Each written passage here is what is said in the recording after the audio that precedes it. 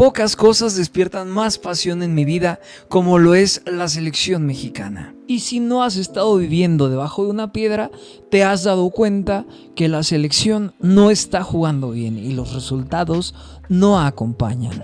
En pocas palabras, hay un malestar generalizado. Así que en este video voy a plantearme lo siguiente: ¿cuál es la realidad que enfrenta el fútbol mexicano?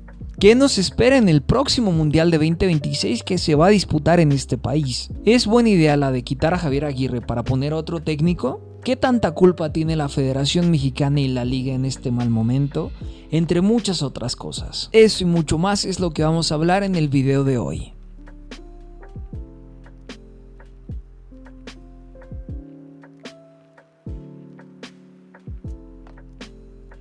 La historia de México en la Copa del Mundo es una muy curiosa, y es que el Tri es la cuarta selección con más participaciones en la Copa del Mundo, solamente detrás de Brasil, Argentina y Alemania. Mucha participación, pero solamente en 1970 y 1986 se alcanzó la fase de cuartos de final. El resto siempre ha sido el mismo destino. Por ejemplo, de 1930 hasta 1970, México siempre se fue eliminado en la primera fase. Y desde 1994 hasta Rusia 2018, México, independientemente del grupo que le tocase, siempre clasificaba a la siguiente ronda, es decir, a los octavos de final. Hasta ese fatídico mundial del 2022, en donde el equipo de Gerardo Martino no pudo consolidar la racha que tenía ya 7 mundiales consecutivos, pasando la primera ronda, quedándose eliminado ante Polonia. Así que si eres de mi quinta, porque la estadística eso marca, más joven, un poco más grande que yo, toda tu vida te ha tocado ver un México que siempre pasaba de rondas. ¿Eso qué significaba? Bueno, que básicamente la selección mexicana se encontraba en un lugar posicionado de entre el 20 al 12º, 11º lugar. México, posiblemente la mayor parte de su historia reciente, se encuentre siendo una selección top 15, top 16 del mundo. Yo puedo estar aquí horas y horas hablando de grandes partidos que ha dejado la selección mexicana, momentos que nos han hecho vibrar a todos los mexicanos, en cómo nos hemos emocionado o los recuerdos con las personas con las que hemos visto ciertos partidos. Así como también recordar malos momentos, momentos que a todos nos molesta, nos enciende, nos sacan un coraje. Yo solamente puedo recordar el 7-0 contra Chile y me entra una angustia increíble. Me acuerdo del partido contra Suecia, me acuerdo del partido contra Países Bajos, me acuerdo los partidos contra Estados Unidos y contra Argentina en los mundiales, a excepción del 2022, ahí creo que fue más un problema mental que de carencias futbolísticas. También un poco de carencias futbolísticas, pero Argentina la verdad creo que estaba bastante más nervioso que México, y creo que es algo generalizado con cualquier persona que guste de ver a su selección, y más si compartimos la misma como lo es la selección mexicana. Y de aquí nace una pregunta: ¿actualmente en qué lugar se encuentra México? En mi video sobre el Mundial Sub-20 y cómo es una selección que está llamada a hacer cosas importantes, la caja de comentarios se llenó de muchos aficionados argentinos que venían a burlarse de este pobre servidor. Bueno, nada de pobre, la verdad, creo que es normal que la gente tenga la idea de irse a tirar carrilla a otros canales porque perdimos ante el combinado argentino, que sin duda alguna es la potencia más dominante que tiene el Mundial Sub-20 desde su aparición. Y me puse a investigar enfrentamiento por enfrentamiento sobre esta idea que yo tenía, que México posiblemente no esté tan perdido a la hora de llamarse, o que un sector de la afición la considere la cuarta potencia del continente. Eso es algo que yo no comparto.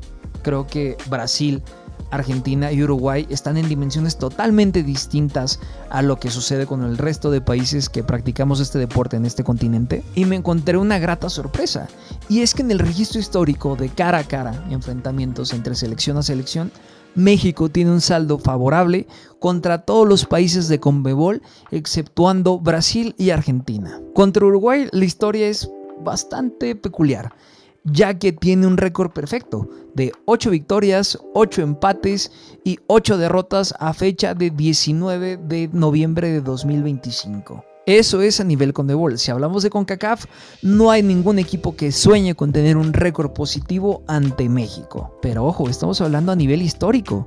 Lo que importa es lo que está ocurriendo actualmente. Y es que desde la Copa América 2024, en donde el equipo de Jaime Lozano fue eliminado por una derrota ante Venezuela y un empate ante Ecuador, el equipo mexicano ha tenido enfrentamientos que no han tenido un saldo positivo. Por ejemplo, solamente está la victoria ante Turquía, y en contraparte, un par de días antes, se jugó un partido amistoso contra Suiza en donde fuimos totalmente exhibidos y goleados. Todo esto ya con Javier Aguirre al mando de la selección mexicana. También se disputó la Copa Oro, una Copa Oro bastante desangelada, pero que la selección mexicana conquistó, y a partir de entonces la selección mexicana ha empezado su periodo de amistosos de preparación de cara al Mundial 2026. En este caso han sido 6 partidos contra los siguientes rivales: Japón, Corea del Sur, Colombia, Ecuador, Uruguay y Paraguay. Y el saldo de esos 6 partidos fueron 4 empates y 2 derrotas. Curiosamente, ambas derrotas se dieron ante equipos de CONMEBOL.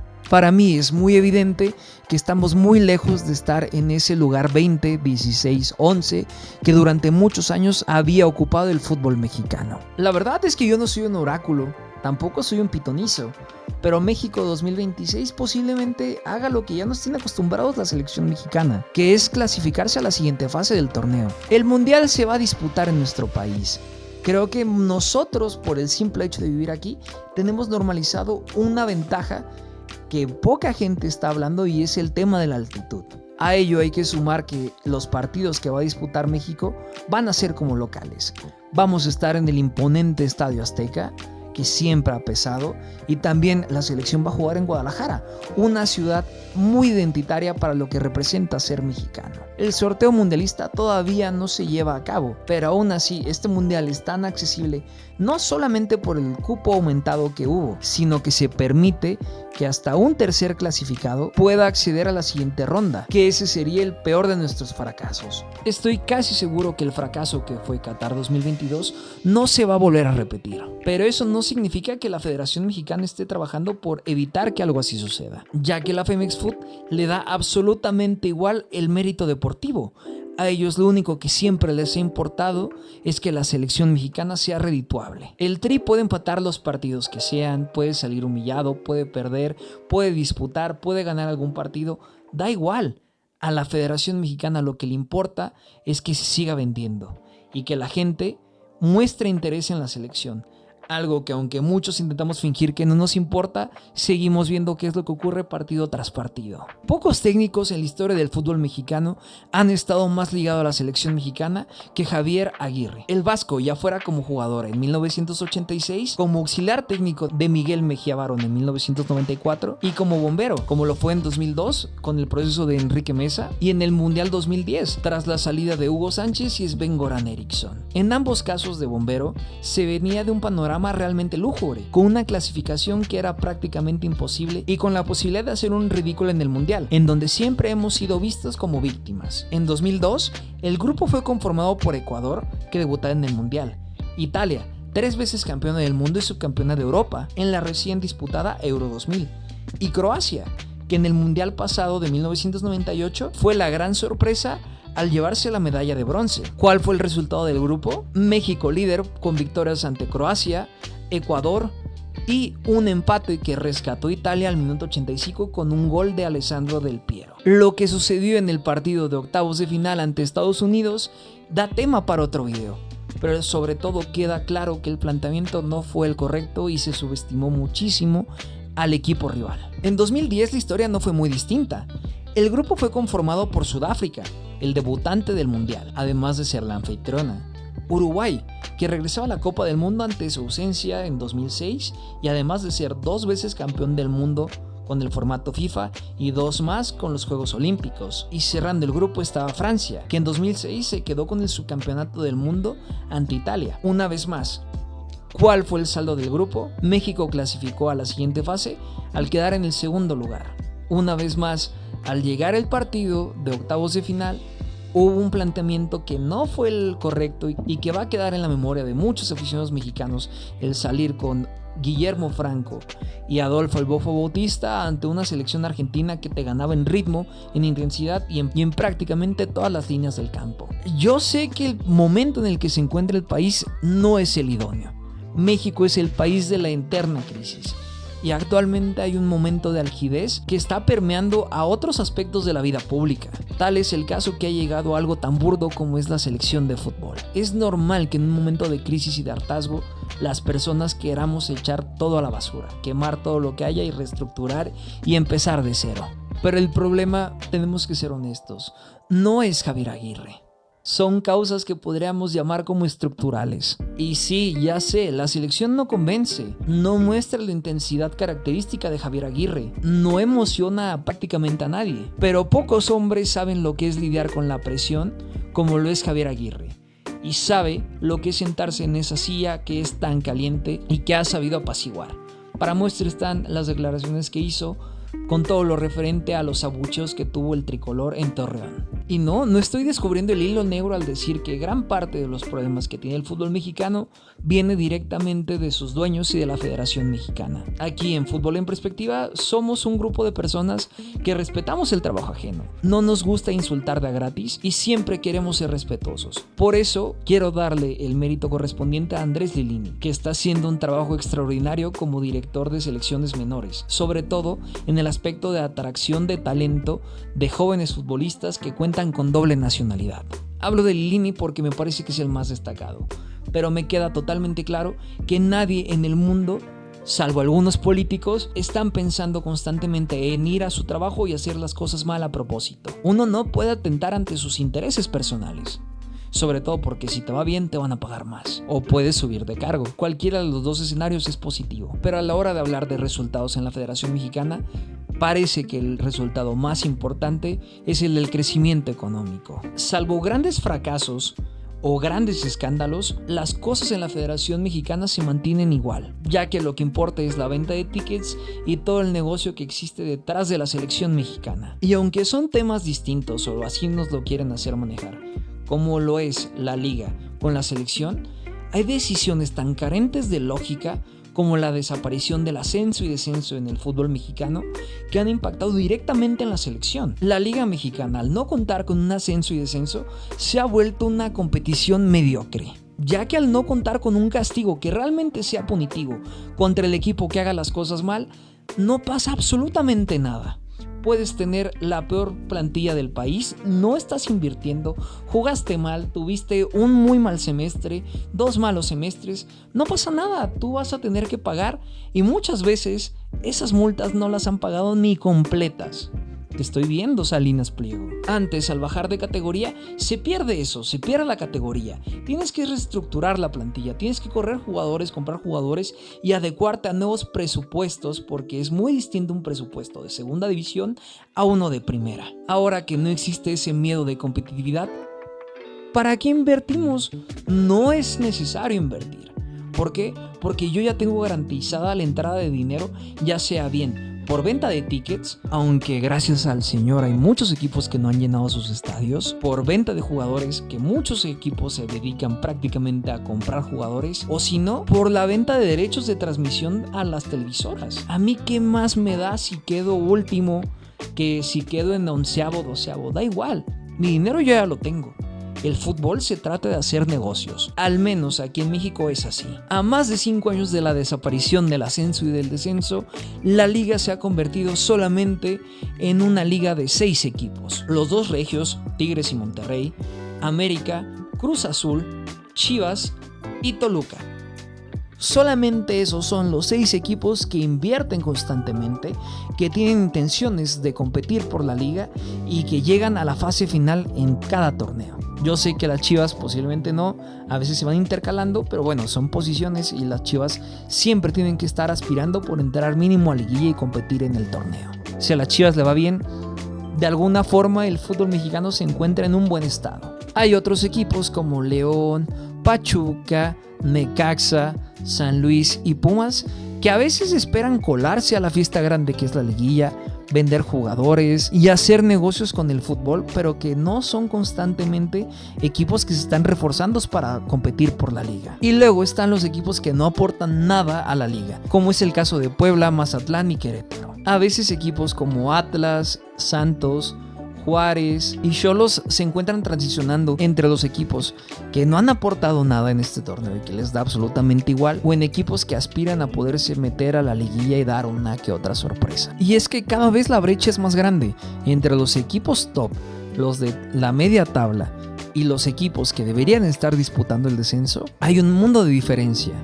Y realmente es muy triste ver el momento en el que se encuentra el fútbol mexicano, al menos en el nivel compartido de los equipos de hasta abajo. Son una completa lágrima. Y no quiero desmeritar el tricampeonato obtenido por el América, pero no es casualidad que se haya dado en una época en donde el fútbol mexicano solamente es competido por 6 equipos. Aún así, mérito increíble e histórico lo que hizo el genio de André Jardine. También me parece necesario recalcar lo absurdo que son los requisitos para acceder a la primera categoría desde la Liga de Expansión. Toda la certificación e infraestructura que se está requiriendo no tiene ni pies ni cabeza, porque muchos equipos de primera división no cuentan con esa infraestructura, no son tan estrictos como lo son con los equipos de expansión. Y es que la falta de certificaciones es lo que realmente ha frenado que regrese el ascenso como antes lo conocíamos. También hay que sumar que cada vez hay más mercados emergentes que se disputan el talento que antes llegaba a México. Por ejemplo, está los sudamericanos. Antes el sudamericano que no daba la talla completa en Europa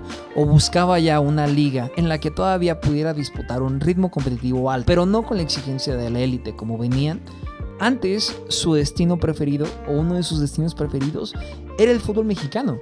Ahora tenemos otros competidores como es la MLS, la Liga Árabe o cualquier liga saudí. Antes estaba el fútbol chino, ahora está el fútbol ruso, que también está totalmente separado, pero sigue llevándose futbolistas que ya buscan otro tipo de cosas. Y es que tanto la MLS como las ligas saudíes o árabes cuentan con la misma capacidad económica o más para atraer ese tipo de futbolistas, además de un estilo de vida distinto y sin tanta presión. Y esto ha sido tan gradual que no nos hemos dado cuenta que poco a poco la liga mexicana se está convirtiendo en una liga de retiro, ya que no cuentas con un ascenso y descenso, algo que en todo el mundo se utiliza. Tampoco hay una competición con la que te puedas enfrentar con otros equipos de otros países, salvo la CONCACAF y la Leagues Cup contra equipos del MLS, en donde los equipos mexicanos prácticamente les da absolutamente igual y en donde la exposición mediática es prácticamente nula. Yo aquí tengo que preguntarme, ¿en dónde se van a poder lucir los futbolistas mexicanos? No hay una respuesta clara.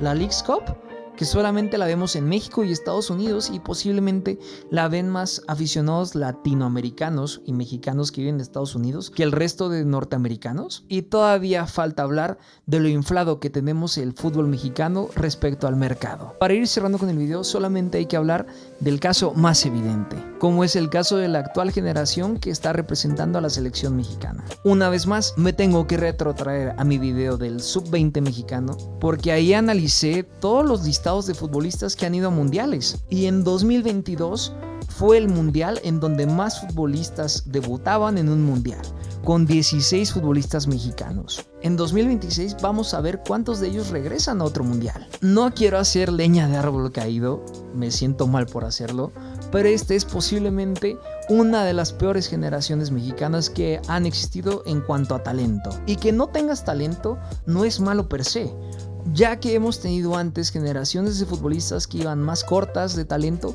y unas un poco más talentosas.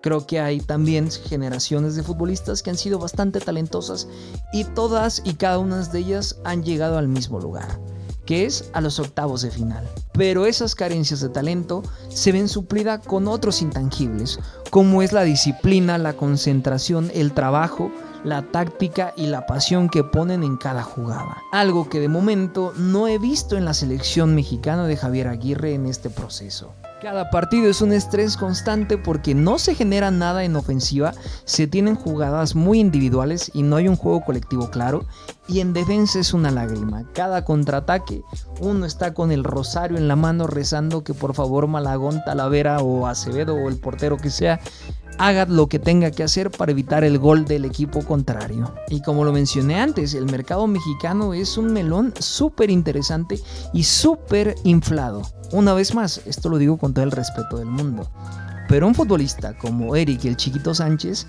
fue comprado por 9 millones de euros. Esos 9 millones de euros estoy seguro que ningún equipo los hubiera dado en Europa.